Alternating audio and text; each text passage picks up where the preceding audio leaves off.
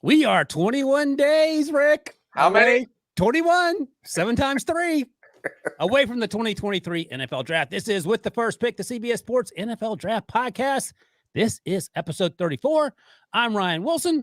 That was Rick Spielman you heard there, our general manager who has more than 30 years of NFL experience, including a decade as the Vikings GM. And today we are joined by CBS Sports NFL Draft analyst Josh Edwards, which can only mean, Rick, it's another mock draft Thursday. That's right. I had a tough time sleeping last night. This one's going to be interesting. This is going to be interesting. We're going to go through all 31 picks in the first round and hang around till the end. Guys, you don't know this because we're going to make some picks for the 5 teams that don't have first rounders. So stick around to find out how that plays out. And in case you missed it, on Monday, Rick and I had a great conversation with former Vikings head athletic trainer and director of sports medicine, Eric Sugarman. And on Wednesday, good old PD Pancakes, Pete Prisco and Leger Douzable joined us to go through our top 5 offensive linemen and tight ends in the class. You can check out both those episodes in the feed.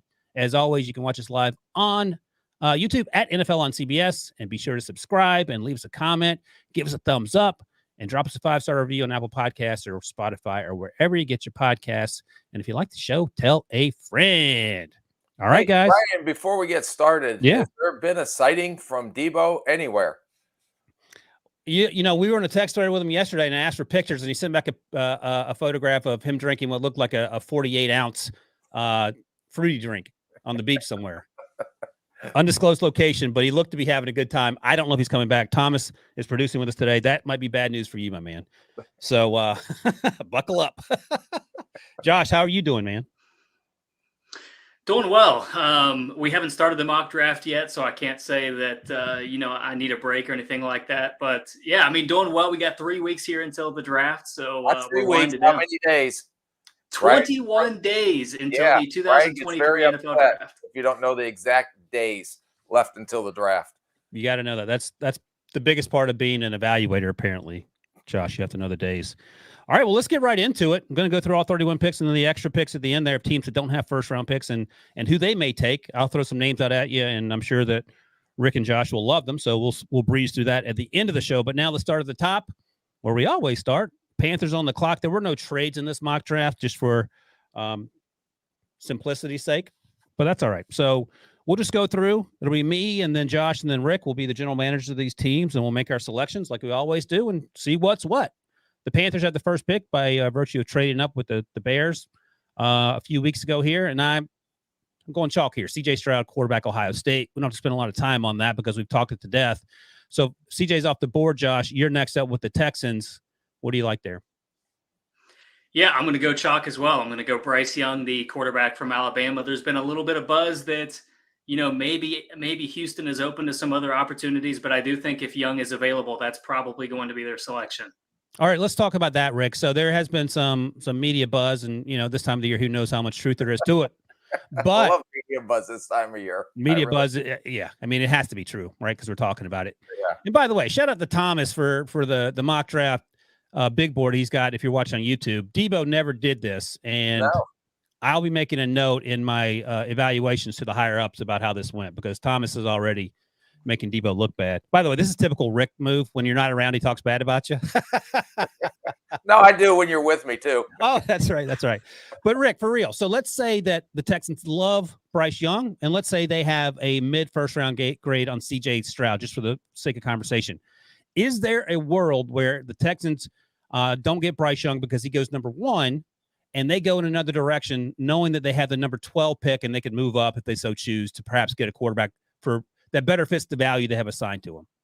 Yeah, no, what I would do is if they are sold on Bryce Young, let's say, and Bryce Young goes first and C.J. Stroud falls to them, or let's look at this fine board that Thomas put together. Let's say they're in love with C.J. Stroud and don't like Bryce Young because he's too small, and C.J. goes. So I can definitely see them potentially moving out to accumulate picks if they're not in love with any of these other quarterbacks. And then at 12, would you think about maybe if you have a mid-round grade on the next 3 guys and 2 of them are there, then you're thinking about doing that? If you like them, but if you don't force your hand at taking a quarterback. I've done that in the past and it hasn't worked out.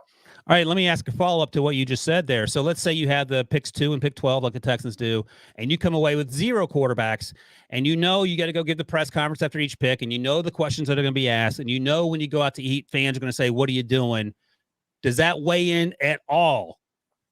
Well, you just got to go with what you believe in. Yeah. And, you're going to take heat because you didn't take a quarterback, and there's 2 franchise-type quarterbacks up top right now, or I don't want to say alleged, but projected. We don't know. Yeah, as franchise quarterbacks. And hopefully you're never picking this high again. So you have to look at the opportunity to get a quarterback because you may not be this high in the draft again.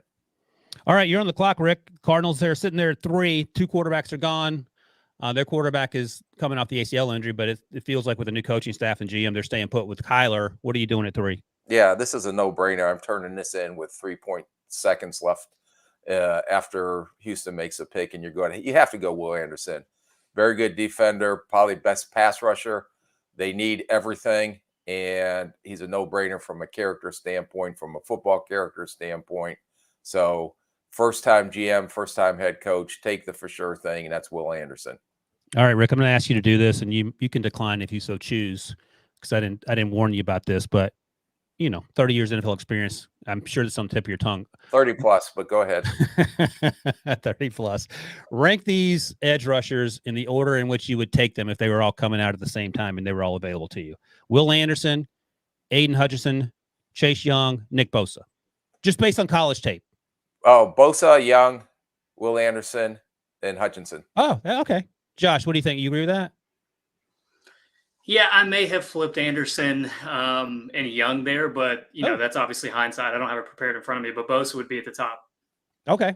Both and Rick, you didn't care that he had the core muscle injury and called it a wrap after a couple weeks? I'm assuming you just said based off of tape, college tape. So I went off what I saw off college tape. Yeah, but his last season there, he played until September, and then he had the surgery, and then he said, I'll see you guys in April. Right. And he was healthy. And then he went on to have a great rookie year. And then he's got an ACL he's coming off of and couldn't come back last year. Well, you like competitors. That's why I was asking that question. Yeah, but if you have a core muscle injury and you get surgery, there's not much you can do about it. I think he could have played if he wanted to, is my point.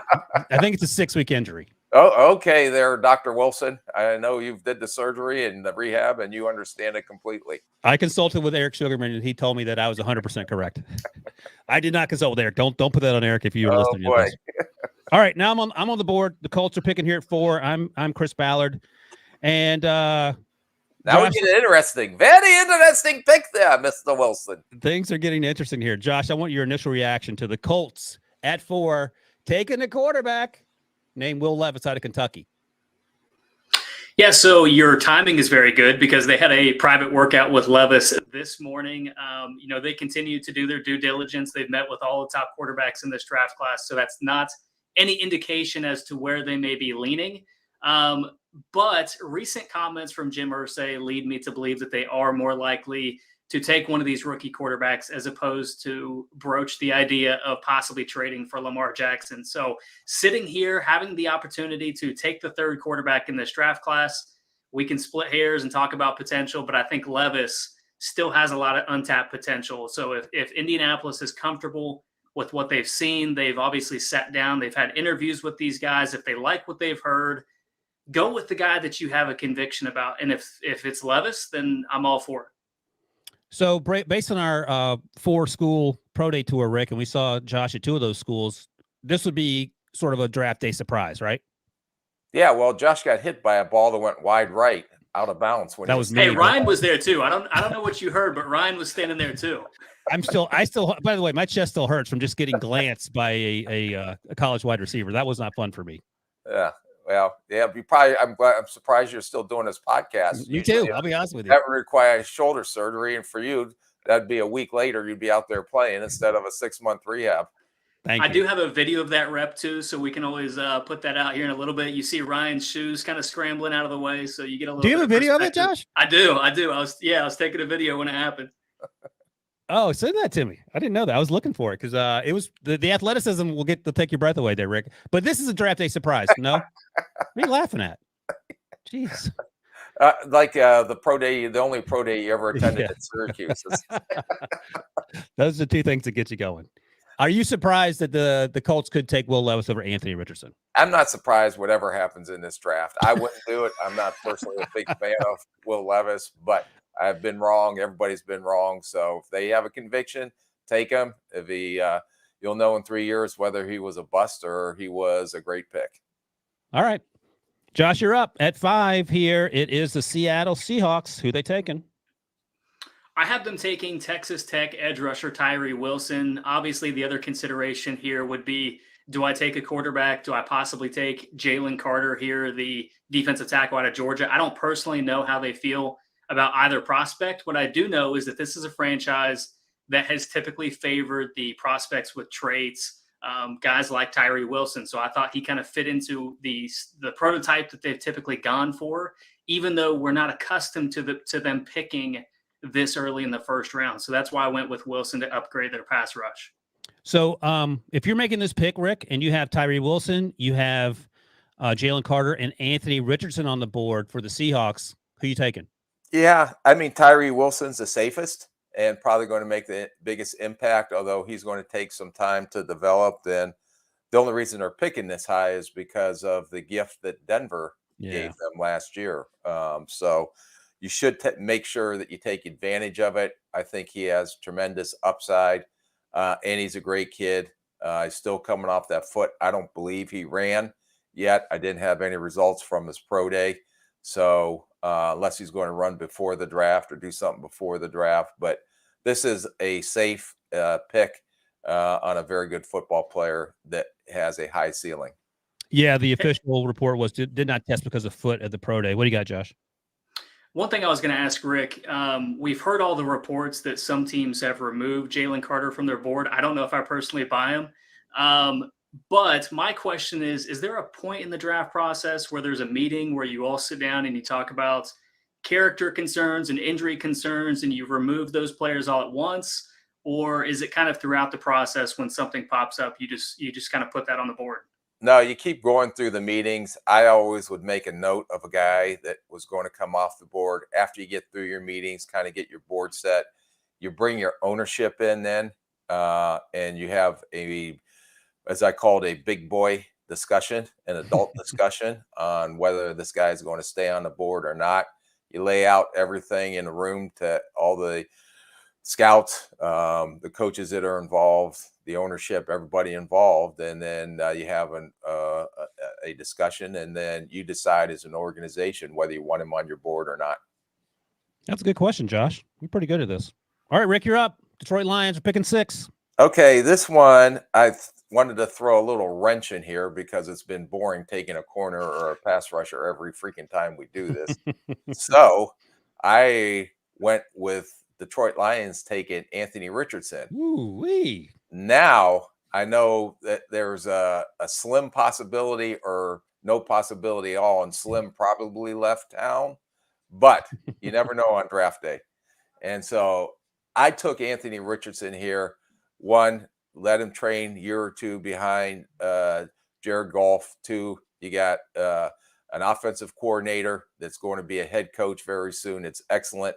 Turned around Jared Goff's career and have him playing at a high level.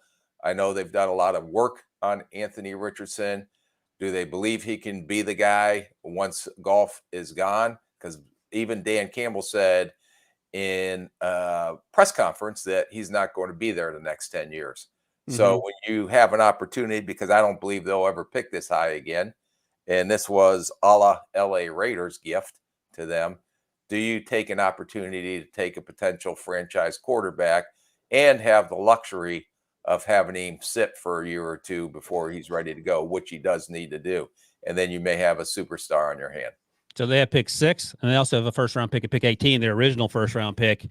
And, you know, we talk about this all the time with top 10 picks. Typically, quarterbacks go to bad teams, but if you're the Seahawks who picked at 5 or the Lions who pick at 6, those are 2 great landing spots for young quarterbacks who don't need to play right away. So I like the pick. I don't have any issue with it. What do you think, Josh? Yeah, I like the fit. I like a situation where Richardson can come in, kind of sit and learn for a year or two from a veteran like Jared Goff, or a similar situation in Seattle with Geno Smith. I think that's kind of an ideal situation where he comes in without the pressure of being this first-round pick, being asked to save a franchise in his rookie season. So I do like that fit. I think it's good for not only the Lions to get some long-term stability at a reasonable, financial rate, but it's also good for the player to develop in that kind of a situation. Yep, I'm with you. Number 7, the Raiders are on the board. They have Jimmy Garoppolo. The quarterbacks, top 4 quarterbacks are off the board. They could go edge rusher here if they wanted to, or even cornerback. Their defense hasn't been very good recently. Instead, I had them taking Ohio State left tackle Paris Johnson Jr. Played out left tackle in 2022. 2021, he played right guard, so he has that position flexibility. And we talked about it on yesterday's podcast, me, Rick, Pete Prisco, and Lige Douzable, about the athleticism that he brings to the table. In addition to that versatility, I think he helps this team immediately. He plays from the start, whether it's at tackle or guard. And the whole idea is to protect the quarterback, so you can do that. You got Josh Jacobs coming back on the franchise tag, and then you go forward because you're playing in an incredibly tough division. So that feel like a pretty easy pick to you, Rick, or are you going somewhere else? No, that's easy. All right.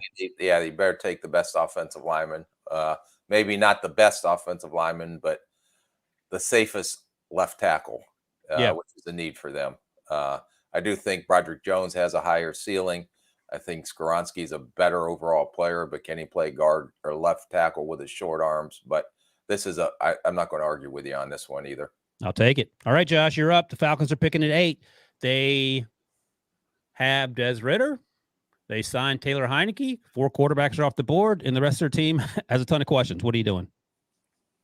Well, I think the fact that they do have a ton of questions kind of opens up the board for them a little bit. So had a similar thought process here with not knowing how they feel about Jalen Carter possibly staying in the state. So I went with Christian Gonzalez, the cornerback from Oregon, to pair with A.J. Terrell. You get a couple of lockdown guys in the secondary there. That's how I'm going to build this defense moving forward. Have a couple of guys that are going to be able to capitalize on the plays made by Grady Jarrett. They added David Onyemata this offseason.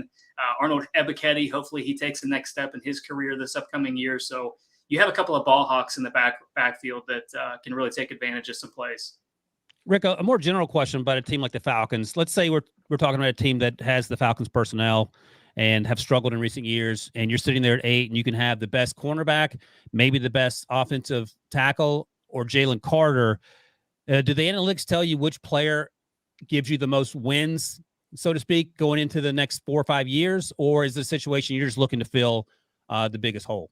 Yeah, you're trying to fill the biggest hole, but the analytics are going to tell you a lot. They did a great job, and what we were able to do is eventually clone players based off of their intelligence scores, based off of their psychological scores. So his mental makeup plus his combine numbers equate to this. Now you tell me, the analysts say what you see on tape, that's your job, but our job is telling you his makeup is similar to player X, whoever that may be. Nice. That's actually, I learned something there. Thought I learned everything you had to offer. I just learned something new. I've just opened up. I didn't open up Pandora's box to you yet. I got to slowly feed you, just like I have Pete, which was horrible yesterday. All right, Rick, back to you. Bears are picking at number 9. They traded down. They have a lot more picks now, and they have a quarterback, and they've done pretty well in free agency, but they got a lot of things to sort out as they go into the season. Yeah, this one I think is where the point you cannot, because you're at number 9, and Jalen Carter is the guy that I'm going to take here because he did visit with Chicago, what I read, or is going to visit with Chicago. He is they qualified because they're in the top 10. So how'd you feel about that comment that he wasn't going to visit anyone outside the top 10? That was horrible. I totally disagreed with it, because if I was picked number 14 and I wanted to move up into the top 10, I can do that. But if this kid's going to deny me the opportunity to come visit with us, then I would have another major red flag. He's Jalen Carter. There's no question. I think he can be a perennial Pro Bowler if he's right. You're asking yourself in the draft meetings, how much of the resources do we have to devote to just one player when we have 53 others? And is this kid that special that we're going to take all of our resources, life skill resources, everything that goes along with it to make sure we can keep this player on track? So no question about his ability on the field. It's all the red flags off the field. The 9 pounds overweight, couldn't finish the workout. Sounds like the legal system or all the legal stuff going on is resolved, and that's a team will make a decision whether they feel comfortable with that or not. There's some other things that I've heard on the road that need to be addressed with this player. But if you take this player, you put the proper support around him, then you're going to get one heck of a football player, probably the best player in the draft when he plays hard. I agree. Yeah, and then you got a defensive head coach who has said in the past that the 3 technique, the under tackle, is the engine that makes the defense go. And you're getting one that's pretty unique, and those are hard to find. Yeah, you've said that before as well. You mentioned just hypothetically, like if you're sitting there at 14 and you're thinking about trading up for him, you can't get him in the building for the 30 visit, that, upsets you. But if you're sitting there at 14, he refuses to come visit you, and he's still there at 14, you're probably taking him or no? Not if I don't have all the answers I need. No. Ooh, interesting. Okay, fair enough. All right. So if Jalen Carter didn't go 9, he almost certainly would have gone 10. I'm Howie Roseman picking for the Eagles at 10 with Jalen Carter off the board. I'm going with a pre-draft process riser in Lukas Van Ness.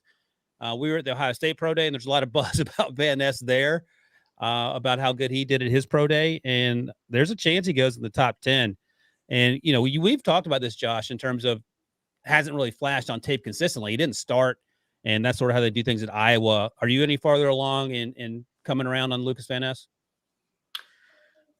In terms of the tape, no. But in terms of his potential, obviously he checked the box with the athleticism to go along with the power that he did show on tape. So I understand buying into the potential. I also look at the Eagles here at number 10 overall. Hearing that Jalen Carter wasn't going to take any meetings outside of the top 10 kind of leads you to believe that he got some kind of an assurance from either, the Bears or the Eagles that he may, be taken by those teams if he were available at that point.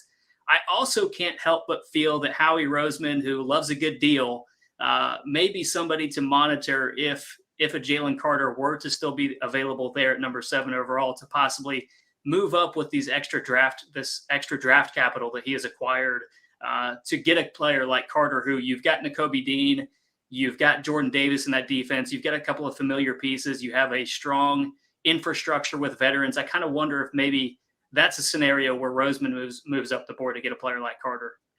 Hey, Rick, let me ask you about something that Josh touched on there. If Lukas Van Ness hasn't started a ton of games and he doesn't flash on tape, how are you to the point now where he's a top 10 pick? I think all the stuff that's coming back from the character, the football character, the passion for the game, the intelligence, the work ethic, everything that tells you that he has not reached his full potential, but will do everything he can to reach that. And if you see a high ceiling with this guy, which I believe there is, he plays multiple positions up and down the line. I mean, I saw him at Ohio State. He was outside. Then I think Wisconsin, they moved him into like a 5-tech and sometimes even a 3-tech. Sometimes they rushed him over the center. They move him all over the place. But if you settle him in one spot and get him going with an NFL coach that believes in him and is an excellent teacher of technique, that you could be hitting something. And I've heard out there, I didn't see it on tape, but there's some people comparing him to a J.J. Watt. I get your attention for sure. And J.J. Watt actually, go ahead, Josh. I was going to say, I think age kind of helps him in this way too, because if we're talking about a redshirt senior that's 22, 23 years old, maybe you're not as comfortable with taking a chance on that kind of an upside. Whereas you got a younger prospect like Van Ness, who's probably still, has been growing into his body and still has some untapped potential. Yeah, I had a scout tell me he could gain 15 pounds, looks like pretty easily. And then he's only, to your point, pretty young, barely shaven was what he said to me. So all those things and, the stuff that Rick mentioned is certainly why he's much higher than he was back in November, for example, when he was still not starting for the Hawkeyes. All right, that's the top 10. Then we're going to take a quick break and come back and hit picks 11 through 20 right after this. All right, Josh, you're on the board. You're the new Titans general manager, Rand Carthon, and your quarterback's 35, going into the final year of his current contract. 4 quarterbacks are gone. What's your plan? Yeah, the 4 quarterbacks are gone, so the decision was made for me a little bit. I chose to address the offensive line because I think as a unit, that's probably one of the weaker spots on their roster. So I took Northwestern's Peter Skoronski, a player that has played left tackle for the Wildcats, but somebody that, has been talked about having shorter arms. He's potentially going to be asked to move inside by some teams, depending upon how they feel about those shorter arms. So in this situation, we get a quality player that could possibly play right tackle. He could slide into the interior offensive line. No matter what, Tennessee has a spot available for him along that offensive line. So I'm taking Skoronski.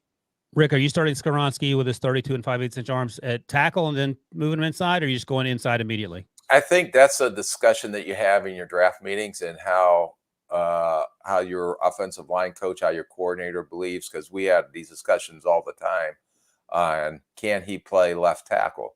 And, we mentioned yesterday in a podcast, I thought he was Matt Light had short arms and went on to play 3 Pro Bowls in New England. Even Slater, his partner that came out a few years ago, had shorter arms. He's ended up being a pretty good left tackle for the Chargers. So if he can't, and you could maybe able to get an indication of that during your OTAs and part in training camp, and then if you feel that he's not going to be able to do it, then slide him in at where you think he's going to fit. You got plenty of time before the season starts to find a spot. But maybe start him there if that's what you believe and see if he can play left tackle and watch him through the OTAs and see. And then if not, then you're going to have to move him inside. But either way, you're getting a heck of a football player. Are there any things you do in the private workout that folks don't see in the pro days or at the combine that gives you some indication about that ability or no? Yes, but they're private. Duly noted. Moving on. All right. You're up, Rick. You're back up. So at pick 2, the Texans took Bryce Young. They're on the clock again at 12. What are you doing to help old Bryce there? Well, I've been going Quentin Johnston for a long time. And then, my new guy that's rising up the board, because I think he's the surest, safest pick, is Jaxon Smith-Njigba.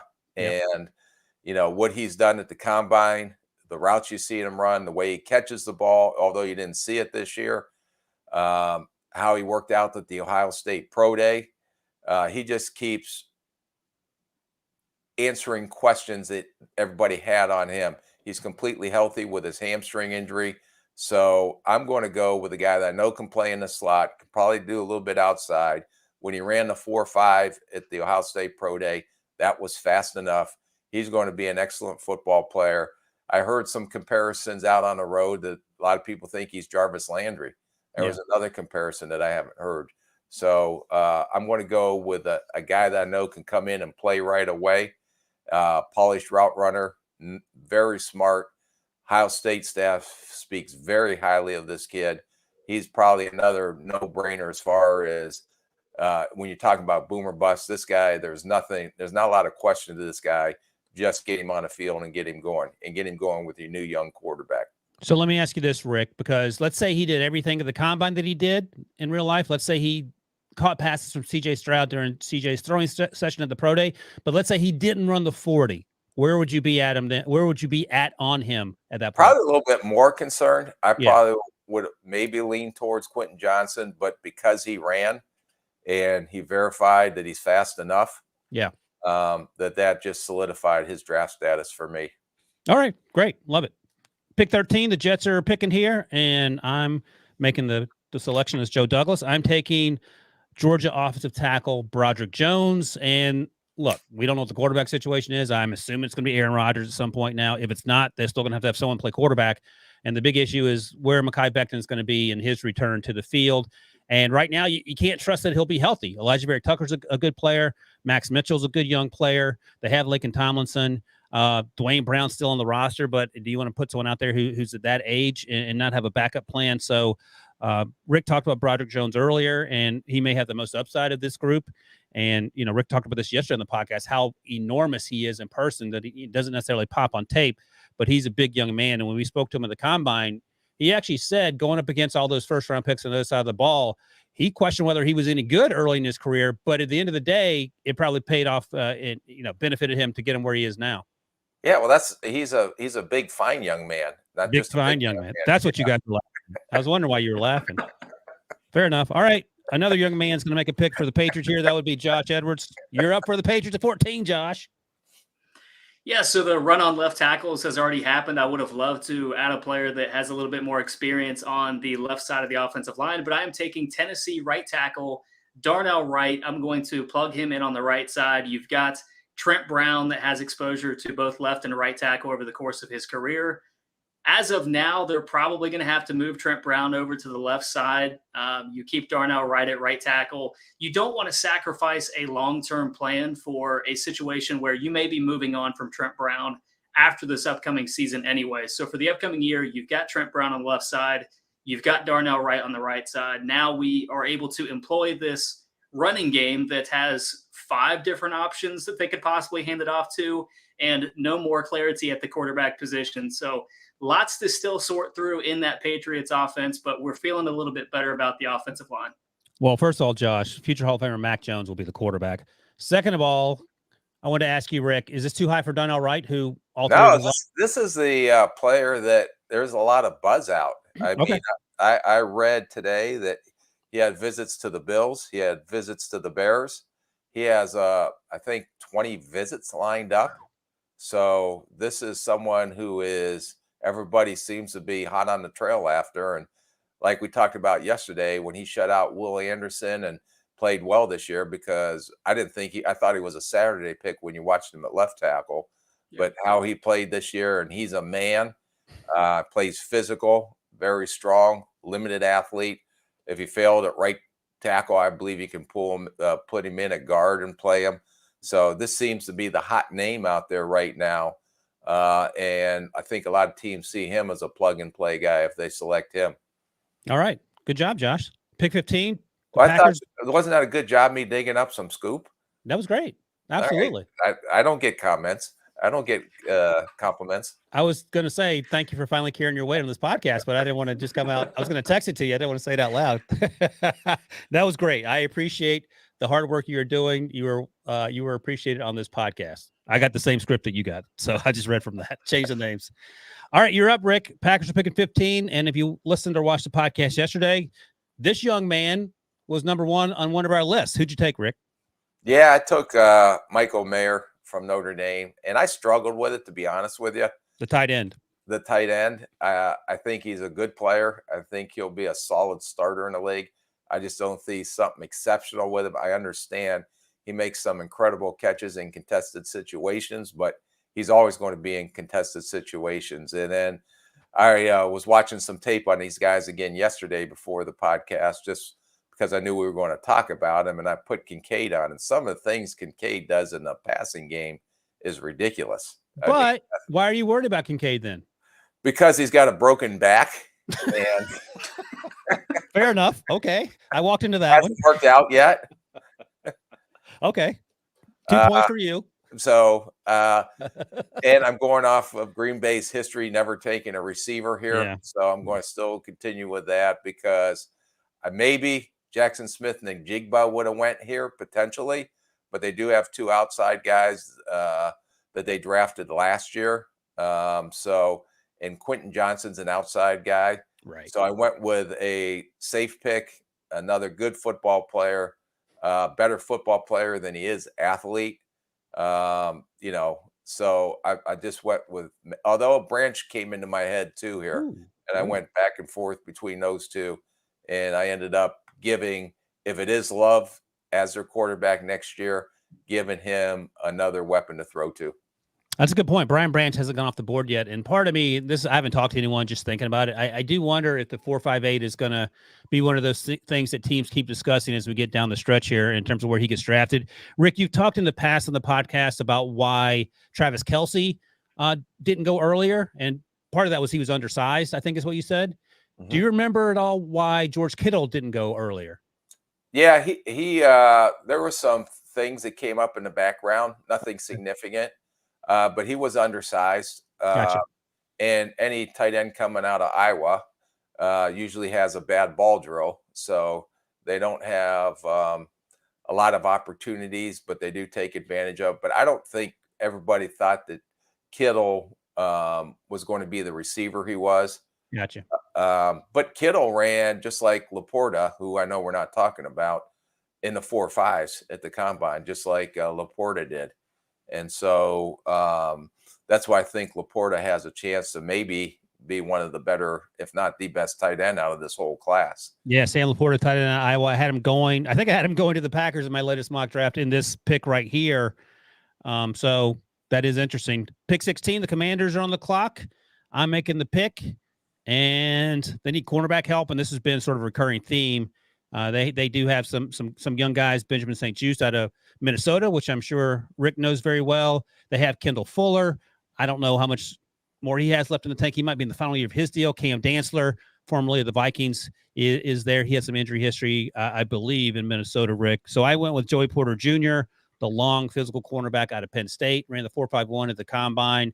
I know he wasn't happy about it. That's plenty fast for the way he plays. And Rick, you and I have talked about this before. He's incredibly handsy downfield, but you said that's one of the easiest fixes in terms of making the transition from college to the NFL, because you got coaching to sort of address that. And coaches put on boxing gloves on them during practice, so they stop grabbing. There you go. Problem solved. All right, Josh, you got my Steelers at 17, and I wonder if the Commanders should have taken this player. Who do you have them taking?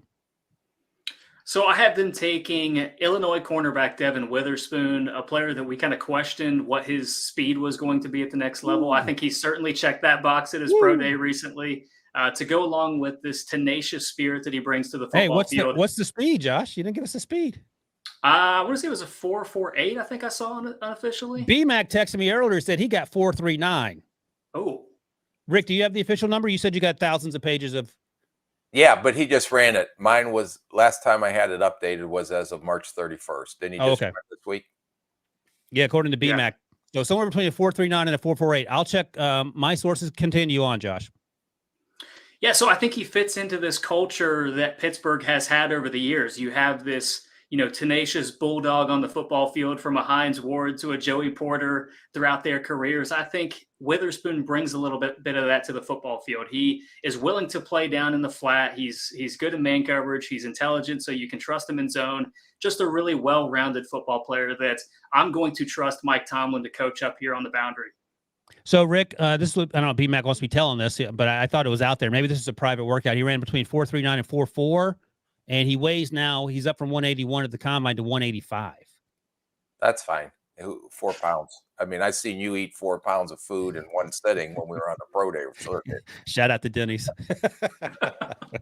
And again, Rick gives me a hard time about the Denny's excursion. He did eat one of my face-sized pancakes. So let's just make sure we're telling all the truth. 10 o'clock at night, I'd get something light because I don't want to be up tossing and turning all night. And he goes with the Denny's Grand Slam Plus. Yeah. I got the plus. It was good, man. Can't beat it. $13. Check it out. They're not even a sponsor. All right, Rick, back to you. You're picking for the Lions again. This is a weird happenstance here. So the Steelers take Devon Witherspoon, the cornerback out of Illinois. The Lions took a quarterback with your first pick at number 6, Anthony Richardson out of Florida. Who are they taking at 18? Well, I was disappointed that Josh took Witherspoon. So I probably would have been a little mad in the draft room because Porter and Witherspoon both went off. But we have to have a plan B. And I took Myles Murphy, the edge from Clemson, who is a fine young man. We sat him on the up there at the combine. Very intelligent, extremely intelligent, maybe too intelligent, but came up there and was first class all the way. There's not a lot of buzz on this kid. He keeps kind of fading. He hasn't run a 40 yet, still saying his left hamstring. Supposedly, he was supposed to run a 40 here this week. Haven't seen any reports on that yet. Nope. So he hasn't run. So he's been kind of one of those guys that are falling down the draft board. But he had too much upside to me. And so I ended up taking him here at 18. But he may continue to fall in this draft. Hey, let me ask you something. So I'm looking at his numbers here from the pro day, and he didn't run, like you said, 6'4" and 6'8", 268 is what he weighed. Long arms, 33 and 6/8 inch arms, but his hand size is 8.5. Do you care about that for a defensive lineman? Because that's small hand size. Yeah, that's small. That's like tiny hand Burger King commercial size hands. But that you need, I mean, hands are important when you're trying to get off of blocks, right? Yeah, no, it's more heavy handed, but the length is more important than the hand size. Yeah. All right. I want to ask I you think that. he have a deformity too. Who knows? I didn't note in my notes that he had a deformity because sometimes some of these guys, they may have a left pinky that points inward, so they'll try to do the opposite hand. He just has small hands. Yeah. Jeffrey Okudah had that deformity you were talking about. He talked to us about it. They measured his wrong hand, and he wasn't happy about it. What were we going to say, Josh? Yeah, I thought I had seen some numbers from KJ Henry and Myles Murphy's second pro day. It looks like he did run the 40. It was a 4.52 unofficial. 20-yard split, 2.6, 10-yard split, 1.55. Well, okay, I'm very happy with this pick. Yeah. Thank you for the update, Josh. Rick, you did mention that you were angry that Devon Witherspoon just went off the board. Have you had that experience in the draft room? And if you had, how angry does Rick get? No, I don't get mad. I mean, because I have plan B. We always have 3 names on the board, and we're taking number 1, number 2, number 3, and we're happy with all 3. So, but I would have loved to have Witherspoon, and if that was our only option that we loved him that much, I probably would have made a call or two to try to jump. If I knew there was going to be a run on corners. We did that with Dalvin Cook, when we thought that there was going to be a run on running backs in the second round. I remember talking to Dalvin Cook the day of the draft on Friday, and just wanted to make sure I checked all the boxes with him one more time, and was thoroughly impressed with that conversation before the draft started. So that's why we decided to move up and get him. Yeah, and Rick will attest to this. When he has an opinion about a player after watching him, and then he talks to him, that opinion changes. Hendon Hooker's a good example of that. He's a Hendon Hooker fan now, which I was always a Hendon Hooker fan. I just thought he was even better when you meet these kids and understand what's coming in your building. That just solidifies what you're getting, and it solidifies that. Okay, this guy's going to be, I don't want to call him an overachiever, do everything he can within his power to make sure he reaches his full potential, taking the coaching and everything else. Okay, fair enough. I'll take that as you giving me a compliment for introducing you to Hendon Hooker. Thank you. No, I'm not. All right, pick 19. We got to move on, Rick. The Buccaneers are on the clock. I'm making that pick for them. I'm taking Osiris Torrence, the offensive guard out of Florida, and I say guard in a funny way because yesterday's podcast, Pete Prisco brought this up. Maybe he can play right tackle. And if he goes to Tampa Bay, where it sounds like Tristan Wirfs may move to the left side, maybe try Torrence at right tackle. Either way, he's a day one starter at guard. Would you even think about that idea, Rick? Put him at right tackle, see what you have, or just put him at guard and go on with it? I think it depends. Like, I thought he moved very well in the pro day we were at. Yeah. He moved better. But in film, watching him on, I didn't know if he had the movement skills to play out at right tackle, although you can get away with a guy that's a little limited athletically. But the thing that comes up in the draft meetings is, okay, we think this guy is going to be a potential Pro Bowl guard, and he's a very good football player at that position. If we move him to right tackle, is he going to reach that same potential, Pro Bowl potential? He may be a good starter, but he could be a Pro Bowler if you put him where he's played. So why take, we call them blue players. Why take a blue player and play him out of position when he can be blue at the position he's at? No, that makes a ton of sense. Thank you. You're Does welcome. that make sense to you, Josh? It makes sense. Yeah. Thank you. Josh is daydreaming. He's already bored with us. No, all right, Josh. I was looking it up because I thought Torrence played right tackle a little bit, maybe a couple of years. Max Mitchell may have been hurt or something. So I was looking to see if I had that in my notes, but I don't have it in front of me. Well, you know what? I'll look it up while you give us pick 20. You're back on the clock for the Seahawks. The Seahawks picked Tyree Wilson at 5. You were the GM for that one, too. At pick 20, what are you doing, Josh? I'm taking Clemson defensive tackle Bryan Bresee, a player that has the athletic profile to be a really dominant player at the next level. He just hasn't put it all together throughout his collegiate career. And if you hear, what he went through over the past year, you certainly give him a little bit of grace as to why he did not reach that potential. But we look at what Seattle did last offseason, upgrading the offensive line with a couple of tent poles. You've got Charles Cross on the left side. You've got Abe Lucas on the right side. Now, over the past 2 years, Seattle has added Boye Mafe. You've got Draymond Jones in free agency. Now you're adding Tyree Wilson. and Bryan Bresee, that is suddenly a strength for that team as you're moving forward and you're really trying to compete within the NFC. And I was on the Cover 3 podcast yesterday with our guys, Chip Patterson, Tom Fernelli, Bud Elliott, and they do college football and high school football 12 months a year. And I asked them specifically about Bresee, how he was before the tragedy and before the injuries. And they said he was unstoppable. And if he can get right, and that's a lot to ask, obviously, given the tragedy he went through, but get back to where he once was, this could be one of those picks that feels like, all right, Josh, you got to help me with the name. Who was the player the Titans drafted that had the ACL, the interior defensive lineman a couple years ago? Oh, Mississippi State. Yeah. Oh, Jeffrey Simmons? Could be a Jeffrey Simmons situation where, okay, he gets hurt and he falls down the draft board, but when he's healthy, he's all gas. And I love Jeffrey Simmons coming out, less so with Bryan Bresee because of the things you talked about. Quickly. Osiris Torrence in 2021, 46 snaps out of about 800 snaps at right tackle. So you were right, Josh. It was so against Texas. There you go. Look at that. Teamwork. All right, we're going to take another quick break, and then we'll do picks 21 through 31, and then I'll give you a little added bonus about teams that don't have first-round picks and who they may target.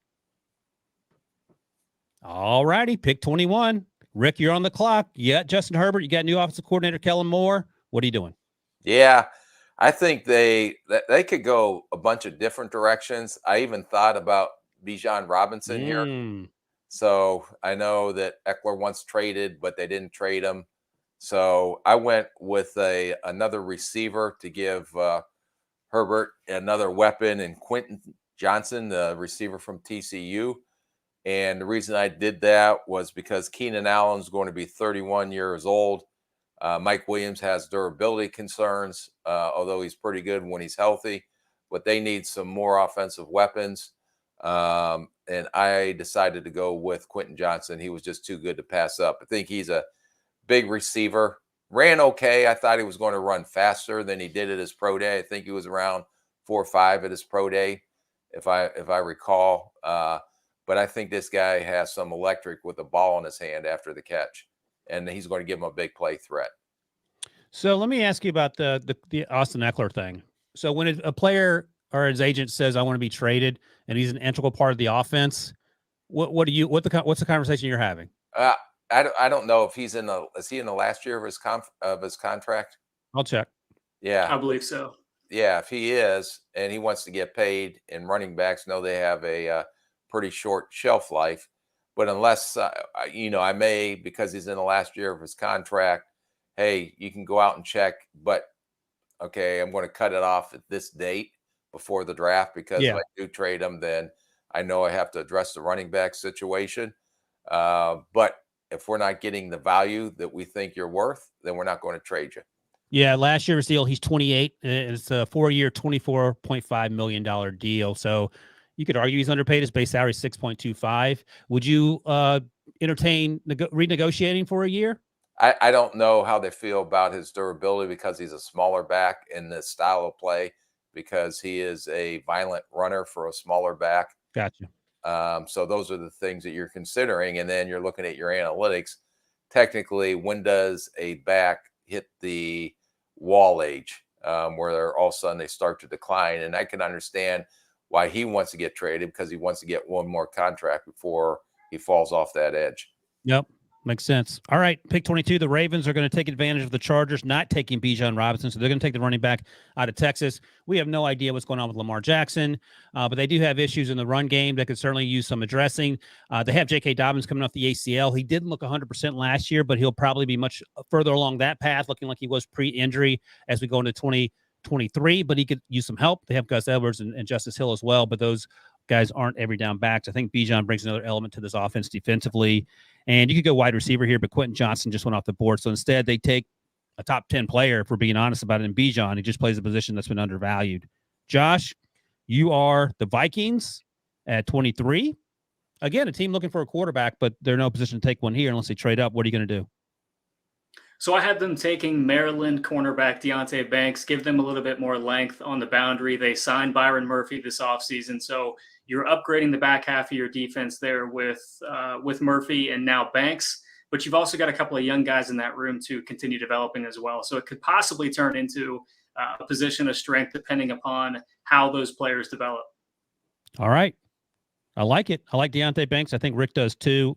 24, the Jaguars on the clock, and Trent Baalke, as played by Rick Spielman, just explained to us that he's worried about a player having a broken back. So, Rick, tell us, who are you taking at 24? A guy with a broken back. Dalton Kincaid. Now I'm not worried about it. It's down here at 24. Tight end out of Utah. All right, go ahead. Yeah, because Ryan, you were very selfish to take Broderick Jones, and Josh was even more selfish to take Darnell Wright. Yeah. With 14. I have no other options at tackle, in my opinion. Antone Harrison, I didn't think was worthy of a first-round pick, so I'm not going to reach there. So I know I have Evan Ingram. It's 1 year on a franchise tag. If I was able to reach a contract extension with him, I probably would not have made this pick. But since he's only on a 1 year deal, like I said, this kid, Dalton Kincaid, may be the best receiving tight end in this year's draft class.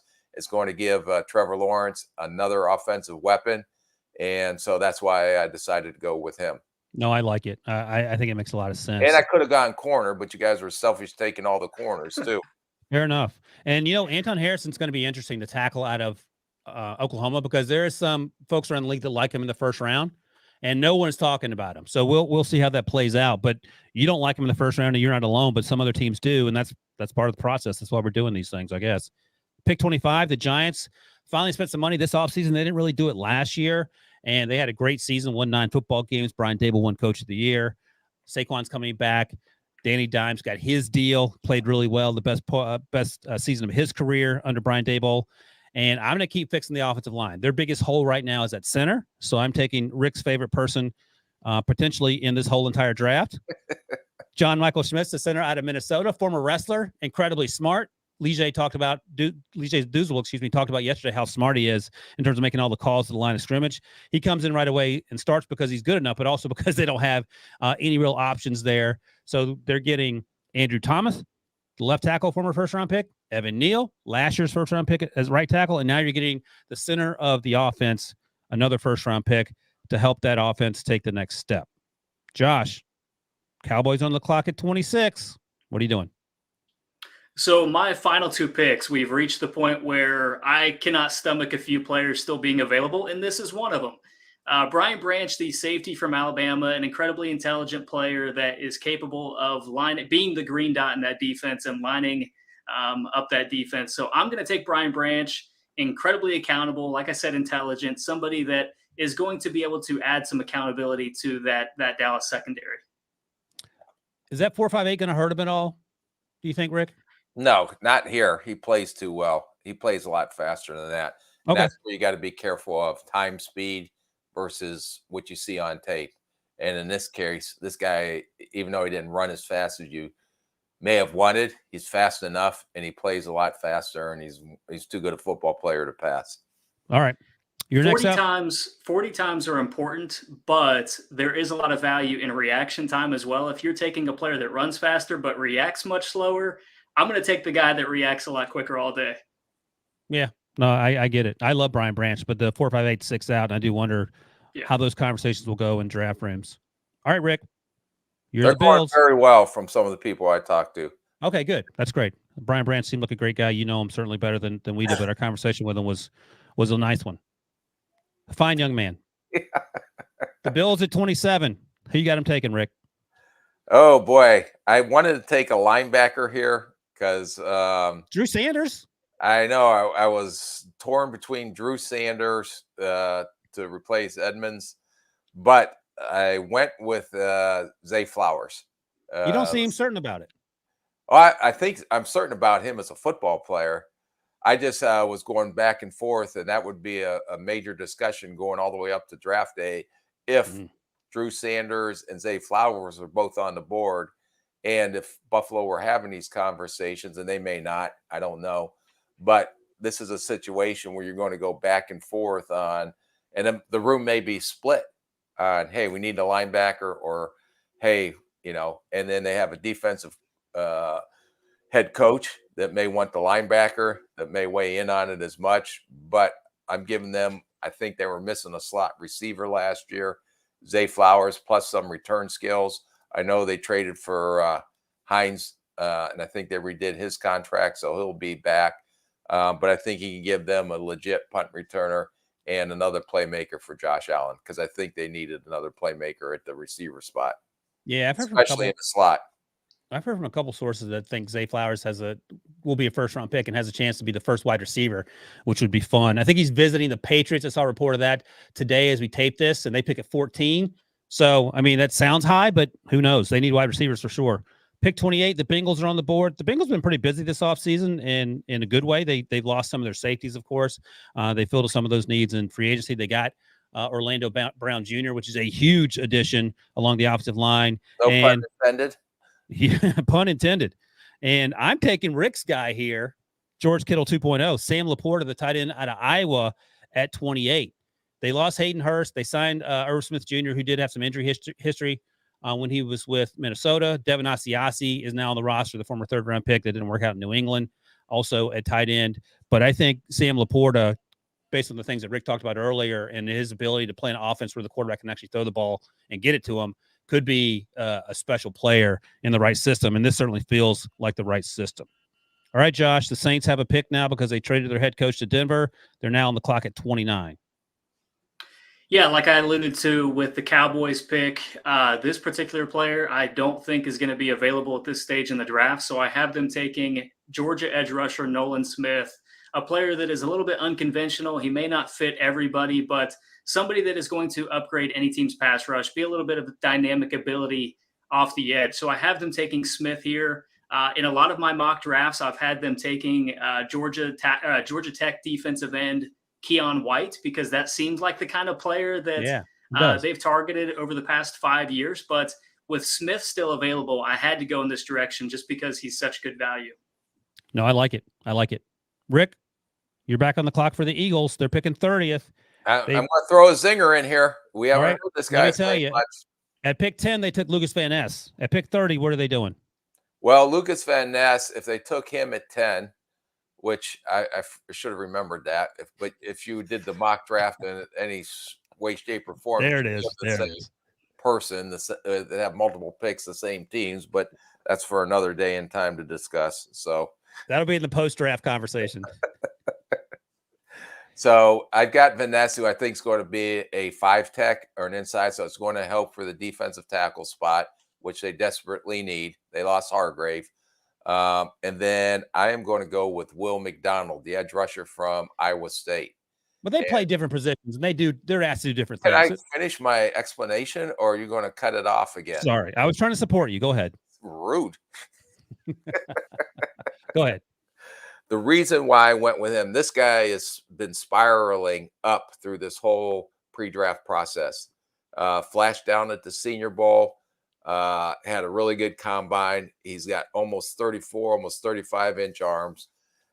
He's weighed up to like 240 at this pro day. He was 6'0", 4'2", 245, 34.5-inch arms. Incredible athlete. Great pro day workout. Edge rusher. And when you look at their edge rushers, okay, I understand they got Reddick. They re-signed Graham, but he's as old as Ryan Wilson is, and may be a rotational guy. Robert Quinn, that they traded for last year, did not do anything for him or really help them in that trade. So he may not even be on the roster by the time the season starts. So I would have took Nolan Smith, but again, Josh was selfish and looking out for no one else but himself. So I ended up going with Will McDonald, edge rusher from Iowa State, who I think has a very high ceiling and reminded me some of Reddick. Okay. Yeah, his pro day numbers are they in a 4.7. I don't know if you mentioned that as well. 6.85 3-cone. Sweet mercy, that's moving. Okay. All right. Yeah, what did we talk? We talked about the 3-cone drill, right? What was Mayer's, which it was 7.24 or something like that. Something like that. So that gives you an idea. These are similar. Mayer weighs about 10 pounds more, about the same height, but this guy is incredibly quick in terms of short area quickness. Yeah. Change direction. Yep. He was as fast as some of the receivers in this draft in that drill. Again, and that's why you go through the whole process. That's why Rick likes to be the pro days, Pete Prisco, so you can see these guys in person and do these things and get an idea. All right, we're to the last pick of the first round. The Chiefs are picking 31, and I am taking the aforementioned offensive tackle from Oklahoma, Anton Harrison. They need some offensive line help. They have Jawan Taylor they signed from the Jaguars. It looks like he's going to play left tackle. He played right tackle in Jacksonville, played right tackle in college at Florida. Maybe what happens is Anton can play on the left side and Jawan can stay put, and they can go forward doing that. So that's the first round. And Thomas, I'm going to quickly go through the 5 teams that don't have first-round picks and let you know who I have them drafting. This is from my recent 3-round mock draft. And you guys can just quickly give me a thumbs up, thumbs down, because I got to go do HQ in 10 minutes. At 36, Rick, the Rams are taking Kalijah Cansey, defensive lineman out of Pittsburgh, to pair him with Aaron Donald.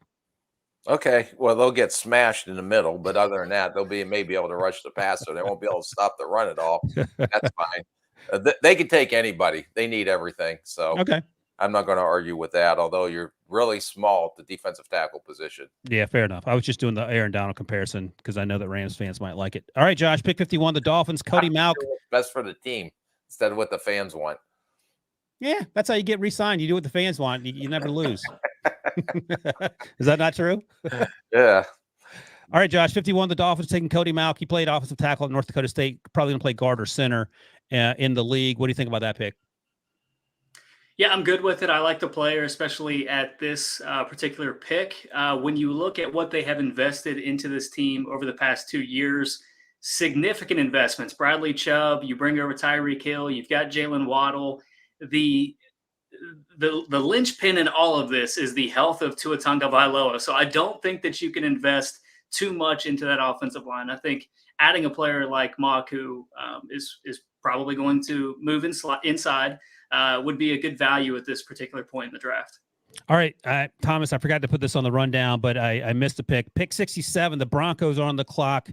And Rick, I have him taking Jervon Dexter, defensive tackle out of Florida. We saw him last week at the Pro Day. He looked fantastic. The question is motor from play to play. 67 sound about right? Yeah. Yeah. Okay. They need depth definitely at the defensive tackle position. All right, pick 74. Josh, I have the Browns taking Tyjae Spears, running back out of Tulane. Ugh. How dare you, sir? Josh doesn't seem to like it either. He's a Browns fan. Yeah, I've got it. Let's see. Ryan, I respect and appreciate all the work that you do. Everyone's got jokes. All right, fair enough. All right. No, it's not a joke. We really do respect it. All right, fair enough. I will take that as read then. Pick 99, and I'll just talk about this one. 49ers take Dalton Wagner, offensive tackle out of Arkansas. What are you laughing at? He didn't go to Syracuse. Go ahead. I'm sorry. So this is going to be the replacement for McGlinchey? Here's the thing. I watched him late in the process, and I was like, oh, this guy can play a little bit. He was going to be on my Just Good Football Players 4.0 list that we weren't able to get to on Monday's podcast, but we will get to at some point. So hopefully you guys will have a chance to see him. I'm sure Josh has already seen him because he's seen 500 guys. But at pick 99, I don't know who the hell you had left on your 3-round mock, but if there was a corner there, or especially since they lost Jimmy Ward and Emmanuel Mosley, there's got to be a defensive back in there somewhere because there's some pretty good corners. I don't know if Rush is gone by now or if. How about Eli Ricks? How about we take Eli Ricks there? Too soon? Maybe. Tyreek Stevenson, Miami? Yeah. I mean, you start looking at some of those guys, I think, just because of the hole they have in the secondary that they have to fill. So I may have leaned towards that than reaching for a tackle that's a Saturday prospect. Although we're at the 99th pick. Yeah, I mean, what are we doing? All right, I got to do HQ. That's a wrap on episode 34. Remember, give us a thumbs up if you're watching on YouTube. Subscribe to the podcast. Leave a 5-star review. Thanks, as always, to my guy, Rick Spielman and Josh Edwards. Thanks to producer Thomas for filling in for Debo yet again. And, of course, thanks all of you for watching and listening out there. Have a great weekend. We will see you guys Monday. Nice work, Josh.